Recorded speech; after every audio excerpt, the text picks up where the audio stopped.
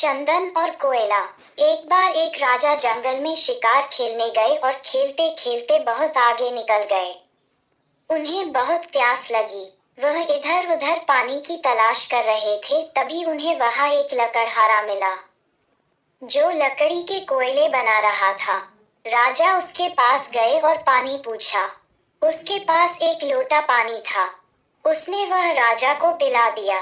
राजा वह पानी पीकर बहुत प्रसन्न हो गए।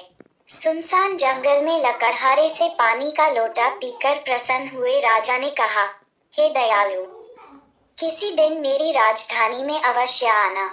मैं तुम्हें पुरस्कार दूंगा। इस घटना को घटे पर्याप्त समय व्यतीत हो गया। अंततः लकड़हारा एक दिन चलता फिरता राजधानी में जा पहुंचा और राजा के पास जाकर कहने लगा, मैं वही लकड़हारा हूँ जिसने आपको पानी पिलाया था।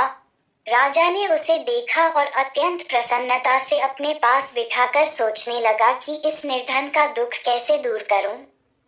अंततः उसने सोच विचार के पश्चात चंदन का एक विशाल बाग उसको सौंप दिया। लकड़हारा मन ही मन बड़ा प्रसन्न हुआ। ये सोचकर कि इस बाग के वृक्षों से पैसे बनाकर मेरा जीवन आराम से कट जाएगा। ये सोचकर लकड़हारा प्रतिदिन अपना पेट पालने लगा।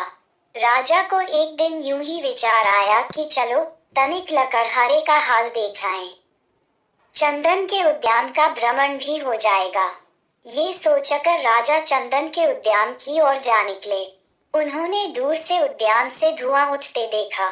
निकट आने पर ज्ञात हुआ कि चंदन जल रहा है और लकड़हारा पास खड़ा है।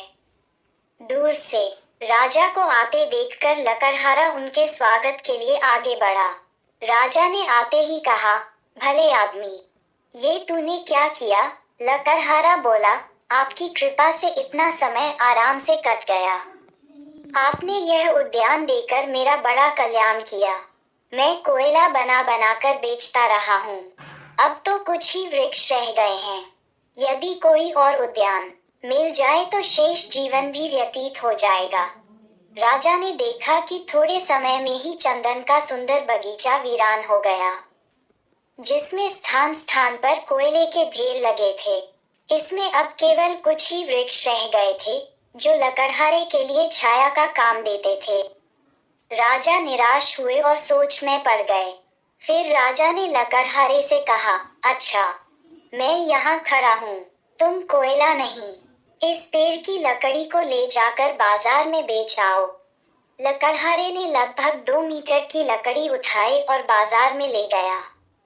लोग लकड़हारे के पास अच्छे चंदन को देखकर दौड़े और अंततः उसे 300 रुपये मिल गए, जो कोयले से हुई कमाई से कई गुना ज्यादा थे।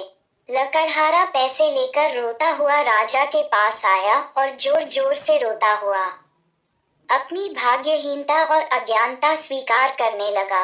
उसे पछतावा हुआ कि कैसे उसने अमूल्य वस्तु को अपनी अज्ञानता के कारण खो दिया। राजा ने उसे सांत्वना दी और अपना कार्य फिर से शुरू करने हेतु प्रोत्साहित किया। इस कथा में चंदन का बाग हमारा शरीर और हमारी एक एक श्वास चंदन का वृक्ष है। क्या हमारा जीवन चंदन की तरह महक रहा है, या हम भी उस लकड़हारे की तरह चंदन रूपी जीवन के एक एक पल को राग, द्वेष और मोह की अग्नि में जलाकर कोयला बना रहे हैं? अज्ञान का मतलब ज्ञान या समझ का न होना नहीं है, बल्कि इसका मतलब होता है ज्ञान के उद्देश्य का पता न होना।